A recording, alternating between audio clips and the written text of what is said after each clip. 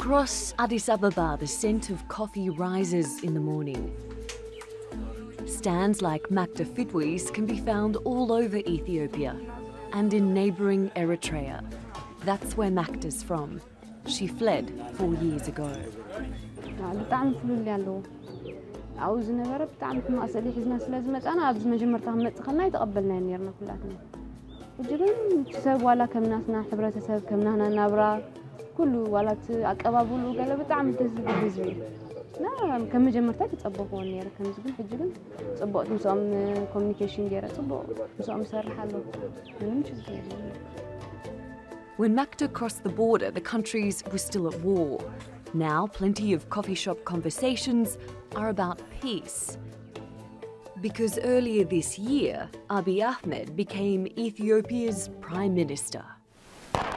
Since 1998, Eritrea and Ethiopia had been in a no-war, no-peace deadlock after a border dispute.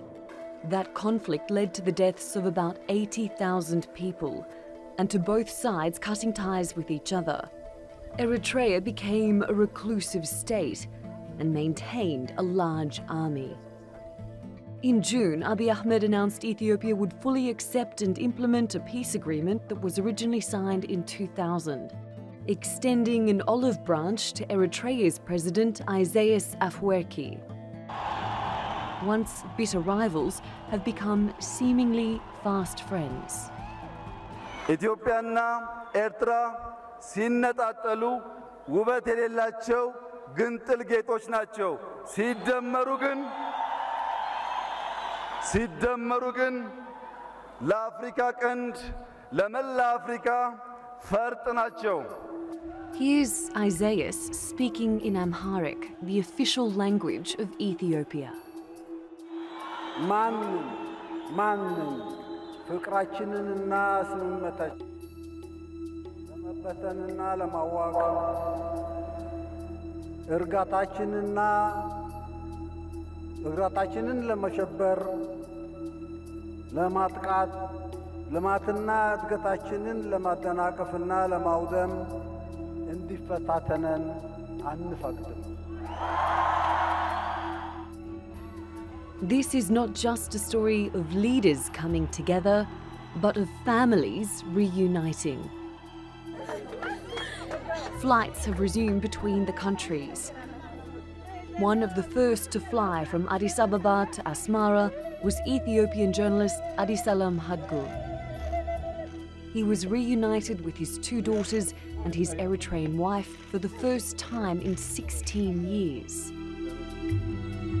He is still overcome recalling that moment. I can't tell you how, It was not only the dream of Addis Ababa, but the dream of every Ethiopian and Eritrean to face such condition. I was crying with my last energy, but it was a tear of happiness. It was not a tear of sorrow. He's only been able to visit his family once since the borders reopened. He wants to bring his daughters, Clara and Danait, back to Ethiopia. It's very beautiful, I'll show you. But, only the skin is there. Therefore, I can easily understand how hard, how tough the life is. Of course, Eritrea as a country is suffering a lot, diplomatically and economically. And my children, my daughters also share this problem. There is no different room for my own children. And that's what most Eritreans are experiencing in life. Since the peace deal signing in July, one of the big questions has been whether Eritrea will follow the path of its neighbour and seek political and social reforms. Asmara had used the hostility between the 2 nations as a justification for indefinite military service. But that could be about to change. Eritrea's government says it's now considering cutting the size of its army. Analysts say it's just one example of how the rapprochement could change the country. The peace will take away the justification for the conscription. But beyond that, I believe now a lot of Ethiopians are traveling to Eritrea, and some Eritreans are traveling to Ethiopia. And with this freedom of movement of people, there is also freedom of movement of ideas to some extent. But there are no guarantees in this period of peace. Eritrea remains a one-party state under one-man rule. Abebe Teklehamanot was Commander-in-Chief of Ethiopia's Air Force during the border war. He says Abiy and Isaias are in a honeymoon phase. Until now, it's more or less a relationship between leaders. This has to be institutionalized. There should be people engaged, especially experts on economic, political, diplomatic, security, and all this. They have to study the impact, then bring some kind of a roadmap.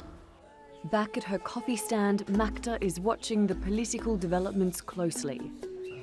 ሰላም ኮይኑ ፖለቲካል ነገር ተዓርዩ መንእሰይ ኩሉ ሰሪሕ ይኻኣቱ ዝኽእለሉ መንገድታት ተፈጢሩ ማንም ሰብ ካብ ዓዲ ዝወፅእ ሰብ ዝደሊ ሰብ የለን መጨስ ኩሉ ነገር ክዕረሉ ሰላም ስለ ዝኾነ ደይኮነ ኩሉ ነገር ናይ ስራሕ መንገዲ ተፈጢሩ ሰላም ድሕር ኮይኑ ሁሉ ነገር ይመጽእ እንዲ ናይ ስራሕ ቦታ መንገድታት ተፈጢሩና ላና ዓድና ምንደስ እንደዚህ But like many Eritreans, until she's certain there are lasting changes at home, she'll be staying in Ethiopia. Natalie Poyhonen in Addis Ababa for the Newsmakers.